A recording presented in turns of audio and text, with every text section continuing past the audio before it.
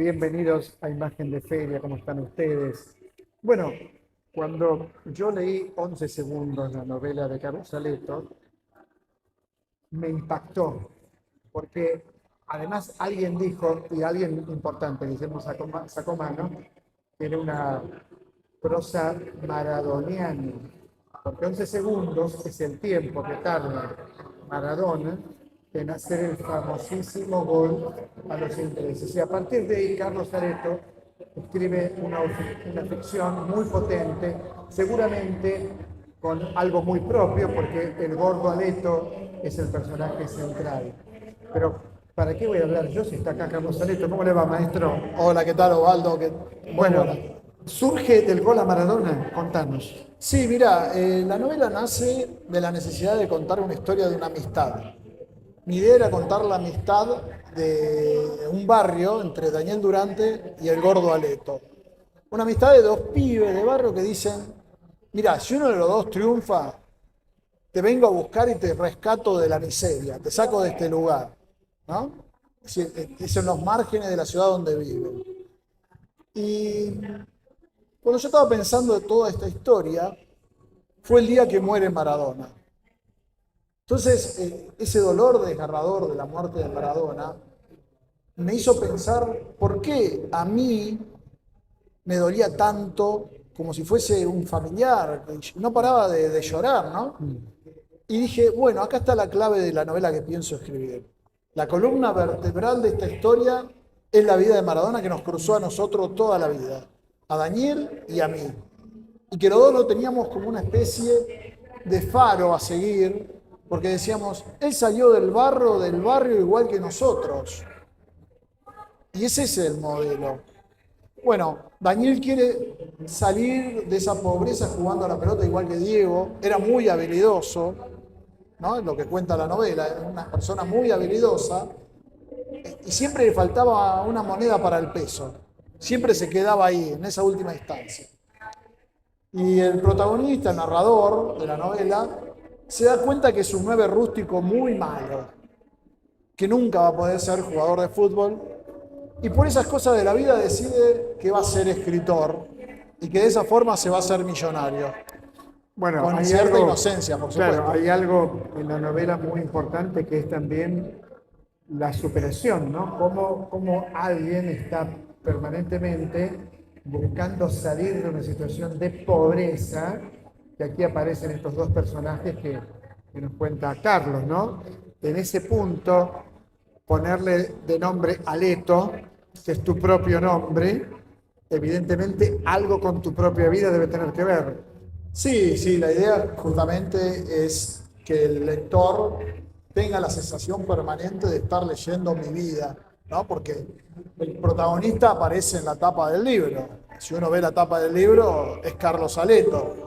Entonces emerge en esa historia el protagonista de la novela y es verdad que hay mucho trabajo autoficcional, muchos datos autobiográficos, pero bueno, atravesado por la memoria y la ficción. Claro, atravesado por la ficción. Me acuerdo de algo que a mí me enterneció mucho, que es el primer amor de Aleto, del personaje Aleto, ¿no es cierto? María Laura.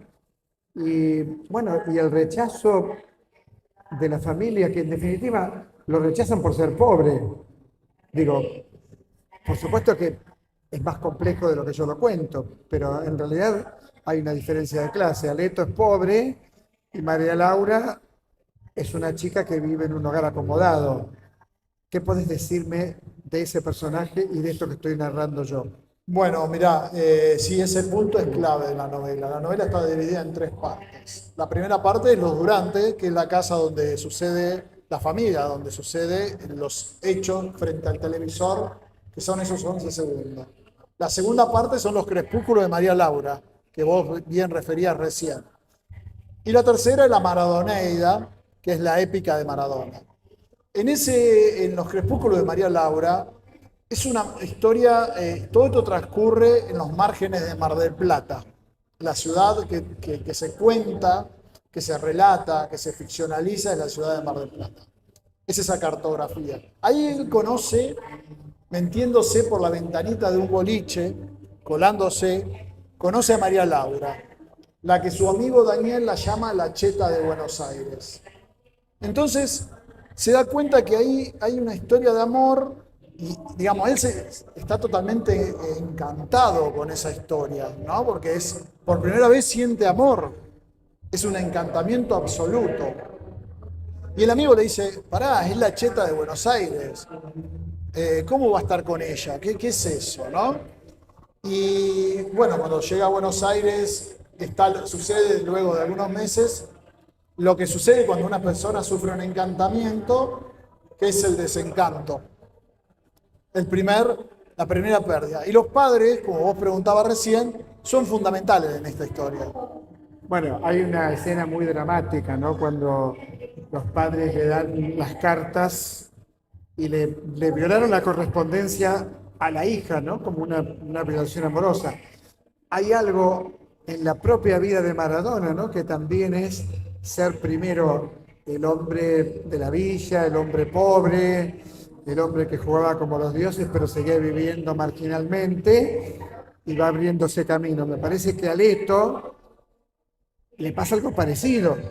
Por supuesto, nunca llega a la fama de Maradona, pero le pasa algo parecido. Va abriéndose camino y logra finalmente, bueno, a su manera triunfar y mucho, ¿no? ¿Cómo lo ves vos?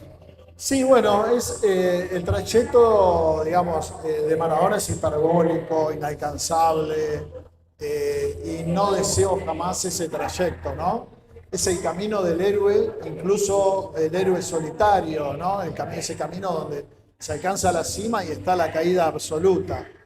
En cuanto al gordo Aleto, él en un momento se da cuenta que es momento de cumplir la promesa que había hecho con su amigo, de ir a rescatarlo de ese lugar suburbano, ¿no? Que se parece mucho cada vez más a una villa, porque lo que antes era una zona casi rural, ahora empezaron a tener edificaciones del otro lado, entonces era casi como una villa de madera, casilla de madera, de ir a rescatarlo. Se da cuenta porque él ya es una clase media, tiene una casa de 2 pisos, un auto, es licenciado en letras, ha trabajado, tiene una familia, tiene 2 hijos, es decir, algo que la otra persona no logró y no pudo salir. Y bueno, de alguna forma el gordo Aleto, aquel niño que soñaba con ser escritor, jamás hubiese soñado estar en una editorial como Sudamericana, que en ese momento tenía a García Márquez, que tiene ahora a Borges, que publicó a Marechal. Es decir, estar en ese sello. Pero ese ya es Carlos Aleto, que está aquí Claro, sentado, exactamente. claro. Nunca se hubiera imaginado él, si tenemos en cuenta que el protagonista emerge en la tapa y es ese Carlos Aleto de la tapa, el gordo adentro, imaginándose su mundo de escritor en el futuro, hubiese sido la gloria. Esa es la verdad. No sé si la gloria o no es la gloria, pero para aquel niño, sí, que fantaseaba. Vos contaste en la presentación del libro, que por eso lo puedo traer, que empezaste a trabajar a los 12 años de edad. Sí, claro. Bueno, mis primeros trabajos, en mi casa se pensaba que se terminaba la primaria, si es que se podía terminar, y había que ir a trabajar.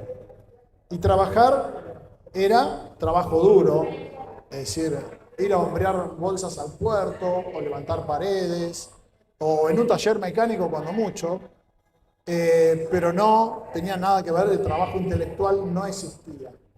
Entonces yo creo que ahí, a los 12 años, que es algo muy doloroso, no lo digo como algo para jactarse, el niño de 12 años, el protagonista de la novela, por ejemplo, empieza a vivir como una especie de picaresca con los distintos jefes que tiene, patrones. Y voy a contar uno de los hechos, hay muchos, cuenta como una especie de eslabones que forman una cadena de maltrato infantil hacia el trabajo infantil. Uno de los jefes tiene un niño igual de la edad, casi de la edad, de su empleado. Entonces los dos se ven reflejados y empiezan a jugar alrededor de una casilla rodante que el chico está pintando. Bueno, y le había enseñado a barrer y a hacer un montón de cosas que para ese niño tenía que aprender, a barrer el local, a limpiar. y cuando pasa jugando, le tira un chorro de agua caliente dentro de la zapatilla de su hijo para que deje de jugar, de la pava. Increíble. Para que Y- deje de jugar con el pobre. Y eso lo viví yo. Claro, para que deje de jugar con... Y fíjate, vos hoy sos licenciado en letras. Tengo acá otra novela que quiero hacer referencia, Anatomía de la Melancolía, tu novela. Has escrito cuentos, has escrito sobre Julio Cortázar. O sea, es impresionante el camino que llevaste adelante, ¿no? Me impresiona mucho.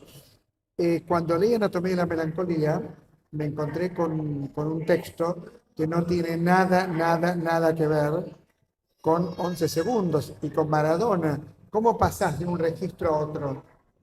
Mira, bueno, son las herramientas que te da la escritura, ¿no? Es decir, yo cuando me pongo en la Anatomía de la Melancolía cuenta la historia de un anatomista, Andrés Vesalio, en primera persona. Cuando yo tengo que ponerme en la piel de Andrés Vesalio, elijo una lengua, ¿no? Que por suerte ha sido elogiada por otros escritores argentinos, ¿no? Por ejemplo, tuve los elogios de Noé Gittrick y de Ricardo Piglia, dos que no están entre Bueno, nosotros. nada menos. Por eso, Nada menos que de Noé Gittrick de esa y Ricardo construcción de esa Piglia. lengua. Es una Impresionante. lengua que semeja ser la lengua del Renacimiento del Siglo de Oro y que cuenta la historia del anatomista que trata de encontrar en los cadáveres la melancolía para poder curar a su jefe, que es Felipe II. Y en realidad se da cuenta que los cadáveres no está en la anatomía porque es abandonada una vez que mueren por esos diablos o esos distintos humores que recorren el cuerpo cuando se enferma de melancolía. Y acá está la teoría de los 4 humores, está Claro, todo eso, todo un de trabajo sobre el la Renacimiento. medicina de la época, ¿no? Bueno, yo esta novela tardé 15 años en escribirla. 15 años. 15 años trabajando, por supuesto que escribí otras cosas, pero fue un trabajo artesanal. Ahora, en 11 segundos puse el cuerpo, puse Claro, el nombre, en 11 puse segundos todo. es como que está él presente, ¿no? Todo el tiempo. Evidentemente has amado a Maradona y lo seguís amando. Sí, sí, cada vez que me dicen, ¿por qué Maradona y no por Messi, no? Además de una cuestión generacional, me parece que Messi, que es un héroe para nosotros, que ha alcanzado lo más grande, que yo miro al Miami con esa camiseta rosa jugar solamente para verlo jugar a Messi. Pero Maradona es algo que Bueno, sobrepasó todo. Se convirtió en un héroe épico. La personalidad es totalmente distinta, no se Es puede una comparar. personalidad para escribir una novela. Claro. Bueno, vos Yo- la escribiste, de bueno, alguna por manera eso, la escribiste. a eso voy. Se puede ficcionalizar con Maradona y escribir una novela, pero no con Messi. Es muy difícil. ¿Quién escribirá, parafraseando a Piglia, la novela de Messi? Es decir, Alguien la va a escribir, alguien la va a alguien la va a escribir, escribir. pero es muy difícil porque nunca vivió la derrota, No, ¿no? Es decir, y cuando vivió la derrota no la vivió de una forma épica, ¿no? Porque Maradona, perdiendo el Mundial 90, silba a los italianos, los chifla, los chiflan a él, él insulta a los claro, italianos. era la personalidad de Maradona. La ¿no? personalidad de Maradona se convierte en héroe, se lleva arriba la derrota, llegan a Buenos Aires y lo reciben como héroe igual, ¿no? De hecho está la película Héroes 2, que es la Claro.